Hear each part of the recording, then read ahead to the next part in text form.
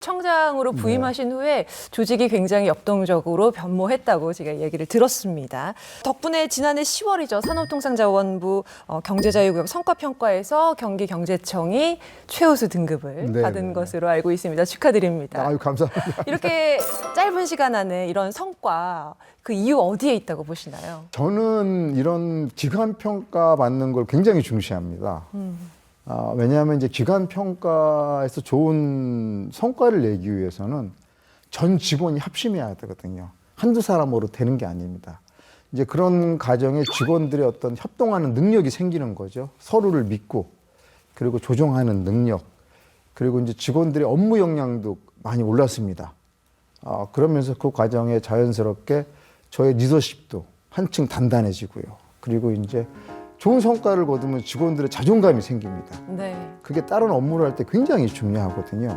이제 그렇기 때문에 그런 저희 청장의 마음을 알고 직원들이 열심히 해주고 따라준 거고, 그 저희들이 좋은 평가를 받을 수 있었던 것은 10년 동안 답보 상태였던 우리 현덕지구의 개발 방향을 우리가 잡고 나갔던 그런 모습, 그 다음에 이제 투자 유치를 좀 적극적으로 하고 주민들과 소통하는 그런 모습에서 좋은 평가를 받을 수 있었던 것 같습니다. 청장님의 그동안의 이제 성과를 살펴보면 뭐 그야말로 타고난 행정가라는 별명이 어우르시는데, 경기도 지방 고등고시 합격한 후에 줄곧 이제 경기도에서 다양한 부서에서 활동을 해오셨는데, 그간의 그런 일들이 지금 업무를 보시는데 어떤 도움이 되고 있나요? 이게 큰 도움이 됩니다. 왜냐하면 현덕지구 같은 거를 개발 사업을 한다 그러면 첫째는 도시개발하는 경험이 있어야 돼요. 네. 둘째는 경제, 업무에 대한 마인드가 있고 네트워크 있어야 됩니다.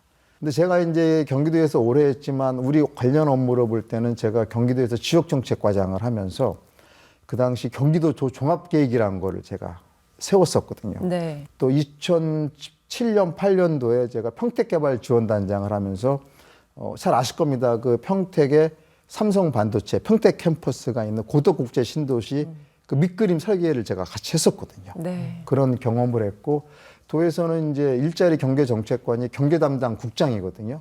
그 업무를 하면서 경제에 대한 어떤 공부를 많이 했고, 네트워크가 있었고, 최종적으로 기획조정실장을 하면서 한 30억 예산을 제가 이렇게 편성하고 조정해 보면서, 이게 사업을 할 때는 이게 실현 가능성이 있나 없냐는 재정적인 여건을 분석하는 게 제일 중요하거든요.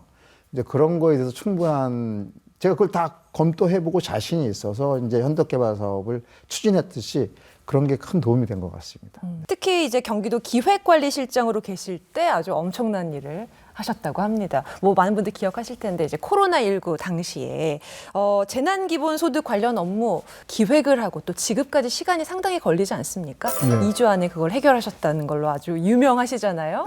그때 이야기를 좀 해주세요. 지금 다시 하라 못합니다. 그때는 어떻게 했는지 정말 몰랐어요. 그냥 지금 생각해보면 이제 저번에 그래서 지금 생각해보면 어떻게 그런 일을 했나 했던 것은 사명감인 것 같아요. 무슨 소리냐면 코로나19가 처음 생기고 굉장히 경제가 어려워서 제가 다니던 식당을 가면 식당이 문을 닫고 또 거기 일하던 종업원들이 다 직장을 잃었지 않습니까? 그때 이제 그런 걸 느끼는 거죠. 공무원들. 뭔가를 해야 된다, 이게. 이 상황에서는 어떤 그런 직장을 잃고 어려운 소상공인들을 위해서 뭔가를 해야 된다는 생각을 했었고, 그게 뭐 이재명 지사님하고 저를 비롯한 경기도 공무원들의 어떤 그런 공통되는 마음이 있었던 것 같아요. 그래서 지금도 기억하거든요. 3월 24일 날 이재명 지사께서 전도민 재난기본소득 10억 원을 이제 발표를 하셨고, 4월 9일까지 지급한다고 하셨지 않습니까? 네. 그래서 온라인으로 지급하면서 프로그램을 만들고, 또 이제 돈을 주다 보면 우리가 지침이 필요해요. 아무한테나 줄 수는 없지 않습니까?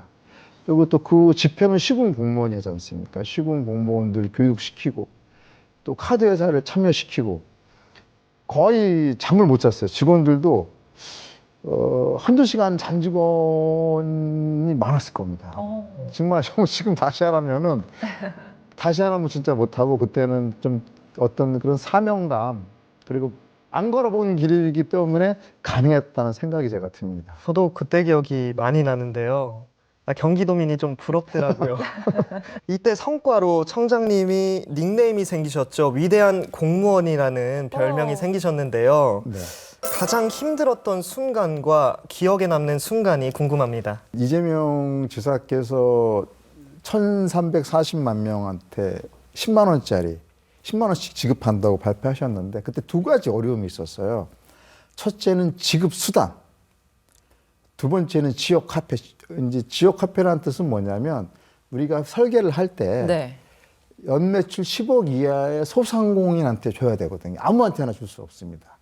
이제 그런 게 어려웠습니다. 첫째 지급 수단은 저희가 원래는 이제 10만 원짜리 선불 카드를 만들어서 조민들한테 나눠줄 생각이었는데 1,340만 장이 사실 필요한 거잖아요. 한 명씩 드린다고 얘기를 하니 그러면 사실 그 당시에 이제 빠른 시일 안에 지급해야 되는데 1,340만 장의 카드를 만들 재료가 없었어요. 1,440만 장을 만들려고 그러면요. 카드 하나당 처음에 1,000원이었어요. 그럼 130억이라는 돈이 들어갑니다. 그 돈을 주는 것도 좋은데 130억 예산을 또 어떻게 보면 낭비의 비난이 받을 수 있었어요. 그래서 저희가 많은 고민을 하다가 이재명 지사께서도 한번 온라인으로 지급하는 걸 검토해보라고 말씀을 하셨고 저도 그런 생각을 하고 있어서 제가 이제 기획조정실 중심으로 태스크포스 팀을 만들어서 금융기관하고 협의를 하다가 우리 도민들이 갖고 있는 카드를 이용할 수밖에 없다. 이제 그 생각이 들어서 그거를 이제 밀어붙이려고 생각을 했었는데 그 당시에도 반대를 많이 했어요. 왜냐하면 그 안에 시스템을 어떻게 그 짧은 기간 안에 만드느냐. 두 번째는 뭐 우리는 지역 화폐로 준다. 그 의미는 매출액 10억 이하의 소상공인이 대상인데 카드 회사들을 다 써야 되는데 네. 그 제가 공문을 보내서 전 카드 회사를 다 불러 뭐 경기도 우리 그 도청 대회의실에 여러분들이 그런 데이터는 갖고 있지 않느냐. 카드 당연히 갖고 있죠. 1년 매출액 기준. 근데 여러분들이 그거를 그렇게 줄 수 있는 데만 사업에 동참을 해라. 그렇지 않은 곳은 동참하지 말라고 제가 얘기를 했어요. 그랬더니 이제 그날 바로 회사들이 다 얘기해서 자기들이 할 수 있다. 자기들이 프로그램을 만들 수 있다고 얘기를 하더라고요. 네. 이제 그렇게 해서 좀 어려운 단계를 넘어갔고 또 그중에 또 어려웠던 단계가 뭐냐면 처음에는 10만 원씩 주려고 했는데 경기도에 31개 시군이 다 같이 참여를 하게 된다고 얘기를 했습니다. 근데 문제는 뭐냐면 어떤 시는 뭐 40만 원을 준다는 것도 있고 어떤 시는 5만 원을 주는 어떤 시는 20만 원. 그러면 40만 원 준다는 것은 저희를 10만 원을 포함하면 50만 원이 되는 거예요. 5만 원을 준다는 곳은 15만 원. 프로그램을 다 따로 만들어야 돼요. 10만 원씩 주는 것도 만들기 되게 힘든데 그렇지 않습니까? 그래서 제가 불가능하다고 말씀드렸어요. 시사님 시간이 너무 오래 걸리기 때문에 불가능합니다. 그러니까 시사님이 처음에는 하지 말라고 하다가 다시 저를 부르셔가지고 이걸 검토하라고 얘기하시더라고요. 우리가 4월 9일 날 약속을 못 지키고 지급될 수도 있습니다. 그래도 하시겠냐 했더니 시사님이 그래도 해달라고 하시더라고요. 원래는 4월 9일 9시부터 하려고 그랬어요. 개시를. 네. 근데 이제 9시까지는 도저히 못 마치고 4월 9일 날 오후 1시부터 그래도 그 약속 시간 날짜를 날짜는 맞추신 저희가 거네요. 지켰죠. 날짜는. 네.